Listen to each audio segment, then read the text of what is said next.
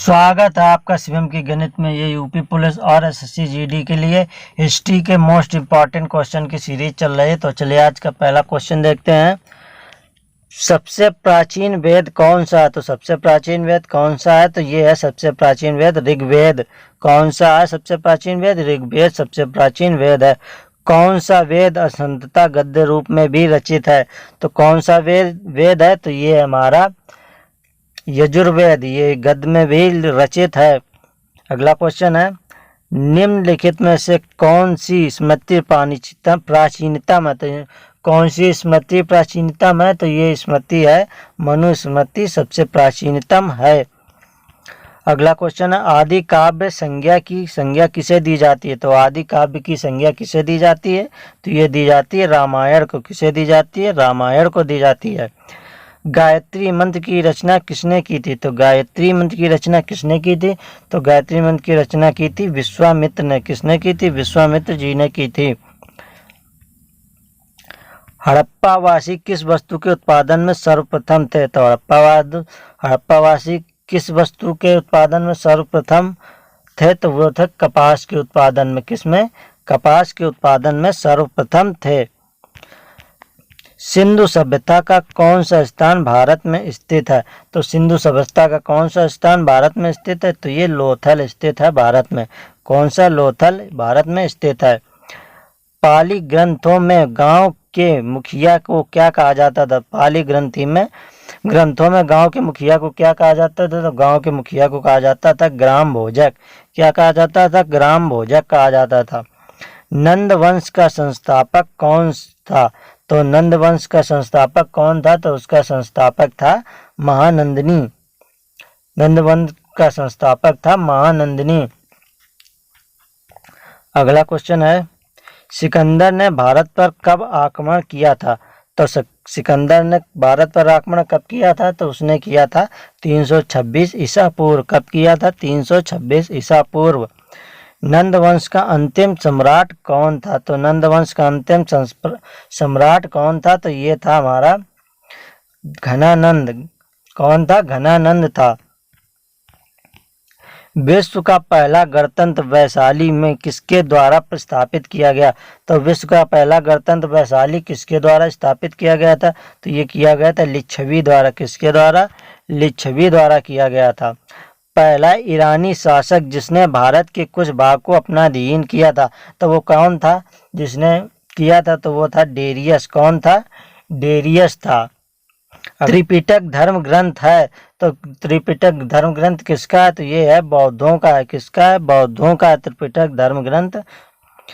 किस शासक ने बौद्धों के लिए विख्यात विक्रमशिला विश्वविद्यालय की स्थापना की थी? तो किस शासक ने की थी? तो ये की थी धर्मपाल ने। किसने की थी?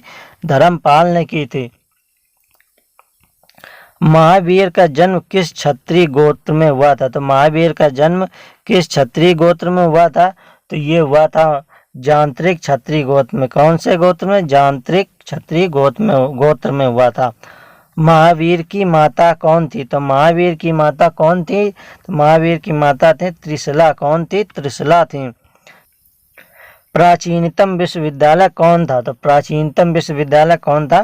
तो ये नालंदा था। कौन था? नालंदा था। भगवान महावीर का प्रथम शिष्य कौन थे? तो भगवान महावीर के प्रथम शिष्य कौन थे? तो ये प्रथम शिष्य थे जमाली। कौन थे? जमाली थे। अगला क्वेश्चन है, आजीवक संप्रदाय के संस्थापक कौन थे? तो आजीवक संप्रदाय के संस्थापक कौन थे? तो ये थे मखली गोसाल। कौन से? मखली गोसाल। मखली गोसाल थे आजीवक के प्रथम से था। तैमूर लंग ने किस वर्ष में भारत पर आक्रमण किया था? तो तैमूर लंग ने किस वर्ष में भारत पर आक्रमण किया था? यह किया था 1398 ईसा में। कब किया था? 1398 ईसा में किया था। लोधी वंश का संस्थापक कौन था? तो लोधी वंश का संस्थापक कौन था?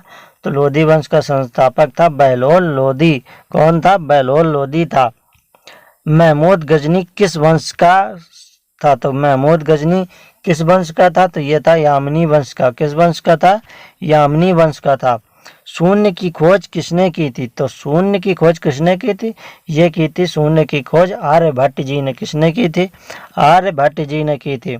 प्राचीन भारत में निम्न में से कौन सा विद्या अध्ययन का केंद्र नहीं था? तो प्राचीन भारत में से कौन सा विद्या अध्ययन का केंद्र नहीं था? तो ये था कौशाम्बी विद्या अध्ययन का केंद्र नहीं था। तक्षशिला और ना विक्रमशिला दोनों थे। किस विदेशी यात्री ने भारत का दौरा सबसे पहले किया था? तो किस विदेशी यात्री ने किया था? तो वो था मेगास्थनीज। किसने किया था? मेगास्थनीज ने किया था सबसे पहले भारत का दौरा। अगला क्वेश्चन है, किस व्यक्ति को द्वितीय अशोक कहा जाता है? तो किस व्यक्ति को द्वितीय अशोक कहा जाता है? तो ये कहा जाता है हर्षवर्धन को। किसको कहा जाता है? हर्षवर्धन को कहा जाता है। हर्षवर्धन अपनी धार्मिक सभा कहाँ किया था? तो हर्षवर्धन अपनी धार्मिक सभा कहाँ किया था? तो उसने की थी प्रयाग में। कहाँ किए थे? प्रयाग में किए थे। मिहिर कुल का संबंध था। तो मिहिर कुल का संबंध किससे था? तो मिहिर कुल का संबंध था होड़ से। किससे था? होड़ से था। बाणभट्ट किस सम्राट के राज दरबारी कवि थे? तो बाणभट्ट किस सम्राट के राज दरबारी कवि थे? तो ये थे हर्षवर्धन के। किसके थे? हर्षवर्धन के।